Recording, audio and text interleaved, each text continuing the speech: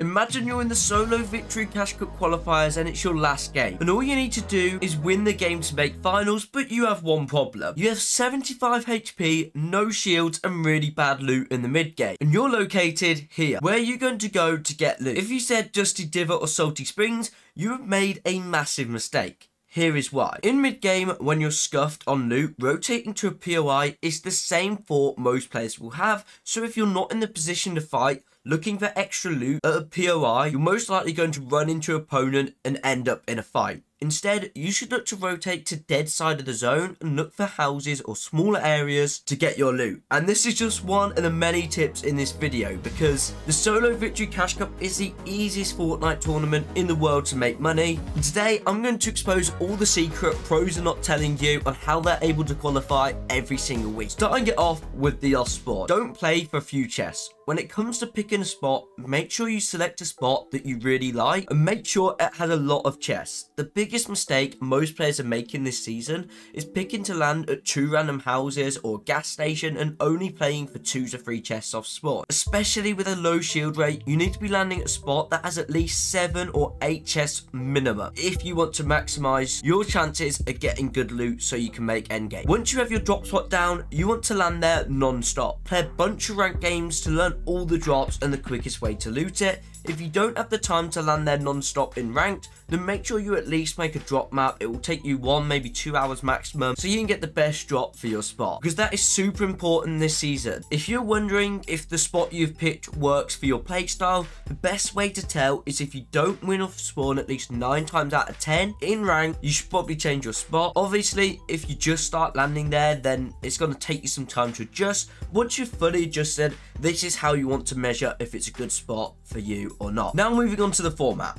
I mean, this is the exact same format as last season, meaning there's not really much you need to change from how he's playing last season. It's 30 points for a win, 1 point for a kill. There's no loot islands or anything in the game this season, so mid-games are a lot shorter, and there's not really much need for you to fight in them. But even still, in your first game, you want to aim to get anywhere from 5 to preferably 10 kill win, being the absolute best. And I have a secret strategy I've told everyone in my solo cash cup video last season, and since I told you guys this, you have absolutely loved it, and this is to start the tournament 15 to 20 minutes late, or at the absolute earliest 10 minutes. Because of the elo in the solo cash cup, starting this late, you're only going to get thrown into a lobby full of players that have just lost 2 to 3 games in a row. Most people these days do a 5-minute late start, and if you're one of those people, there is a problem with this. And this is the fact that so many people now are starting 5 minutes late. It literally hardly has any impact on your lobby skill, because you're just thrown into a game with a bunch of people that have done the same thing as you. So by queuing up at 10, preferably 15 minutes late, you're actually queuing up with the bad players who are just dying off spawn and eating through their games, allowing for an easy win for you. If you fail to win your first game, don't worry too much. Because of the elo, you're going to be, what, 15, maybe 20, 30 minutes into the tournament at this point, and you'll be thrown into an even easier lobby, making it much easier to win that game. But in all honesty, it doesn't matter when you win a game, whether that's your first, second, third, or even your last game. As long as you do win one, it should be a fairly easy qual. But once you got that first game, all you want to do is play for endgame. No need to overcomplicate anything once you've got a win. This is the biggest problem most people have. They'll pick up that first win, then all of a sudden they're going for 20, 30 kill wins still, and then they end up missing off the qualification. You have players that are literally 75% of the way qualifying. All they need is one decent endgame they've qualled, and they end up throwing 9 games because they don't play for endgame and keep playing too aggressive. Literally, once you've got that first game win,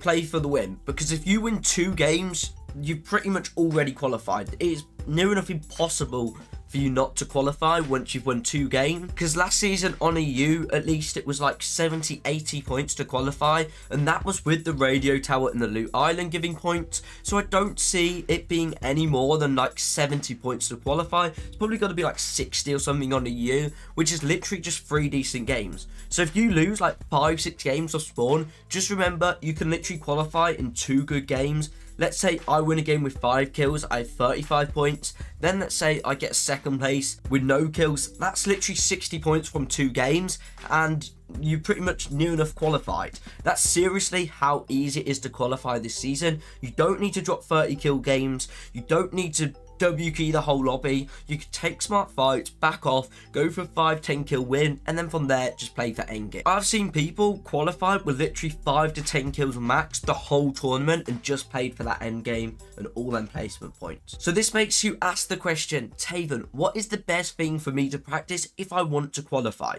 Surely if all I need is 2 good endgame, then I should be practicing my endgames. That's the way I'm going to qualify, right? Now, the way I see it is that if you can qualify comfortable to finals, then you should be practicing your end games and improving your IQ when it comes to them end games and throwing yourself into them scenarios. So you can win them stacked end games in finals and make yourself $100. But if you're one of those people that are struggling to get out of opens, the chances are the reason you're struggling is not to do with your end games. You could have really good end games. Because I've seen players who have 10, 20, 30 times the end games of me and they can't qualify. It's probably to do with your fighting or your aim. Players that qualify will comfortably win a fair few mid-game fights. When I was playing the game to try and qualify the finals, I improved my fighting, and once I did that, I was able to qualify literally every week I played. Because if you have good box fighting skills and good aim, it doesn't even matter how good your end games are, you're able to get a ton of kills off your aim alone in the end game, and it just makes it so much easier to qualify, especially when we're queuing up 15-20 minutes late. All we need to do is win a game, and I promise you, you're going to have like 6-7 people end game. Every time I've done this strategy, it's such a dead free end game. Honestly, that's why you need to be queuing up 15 minutes late. Now moving on to the loadout you should take. When playing this season, it can be very easy to get carried away with all these different weapons, but in all honesty, in solos, all you need is an AR for them long range beams. Personally, I'd recommend from the grey to the blue. Rarity, the normal ARs, unless you just go with the Express Scar, in which case take that. Then for purple and gold, either the Scar or the Heavy, super good options to take. Just make sure you take the one you have the most practice with and the one you're going to be most comfortable with. Because the mistake I see a load of people make is they don't play much ranked, and then all of a sudden a new AR comes out and they're like, oh, this new AR is really good, let me take this in the solo cash cup. They don't use it properly, and they would have just been much better to take a Scar. I know this might not make a massive difference to you, but it might literally just be the difference between you picking up an extra 1 or 2 kills in that end game, and that could be the difference between qualifying and being 1 point off. The AR overall is just amazing for them mid-game kills and for getting them kills end-game, so you can just spray people and get all the free kills, because like I said, it could literally be that 1 point diff. Then you want a shotgun. Now, preferably the pump is the best shotgun in the game from every single rarity. The tac doesn't really hit for enough damage unless it's purple or gold, in which case it's your decision. Make sure if you're taking the purple or gold tac, you have practiced with it and you are familiar with how to use it. Don't just all of a sudden go, oh, purple tac, take it, and then just end up dying, when you would have done much better with a green or blue pump.